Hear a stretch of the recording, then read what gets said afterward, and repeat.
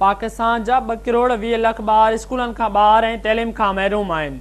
Pakistan education statistics जारी कयल report में चयो आहे त 5 सालनि ताईं जी उमिरि जा 2 करोड़ 20 लख खां वधीक ॿार स्कूलनि खां ॿाहिरि आहिनि। पाकिस्तान एजुकेशन स्टेटिस्टिक्स 2015-2016 नाले जारी कयल रिपोर्ट मूजिबि 2012 में तक़रीबन 2 करोड़ 60 लख ॿार स्कूलनि खां ॿाहिरि हुआ। 2015 में उहो तादाद घटि थी 2 करोड़ 40 लख ताईं पहुतो। हुकूमत मूजिबि स्कूलनि खां ॿाहिरि शागिर्दनि जी तादाद में सालियानियूं 3% घटिताई थी आहे ऐं प्राइमरी तइलीम में दाख़िलनि जी शरह में बहितरी आई आहे। मुल्क में प्राइमरी सतह जे 21% स्कूलनि में सिर्फ़ हिकु उस्ताद मुक़ररु आहे, जॾहिं त 14% स्कूल हिक कमरे वारा आहिनि। रिपोर्ट मूजिबि सभ खां वधीक बलोचिस्तान ऐं अफ़गान सरहद सां लाॻापियल इलाइक़नि जा ॿार तइलीमी इदारनि खां ॿाहिरि आहिनि।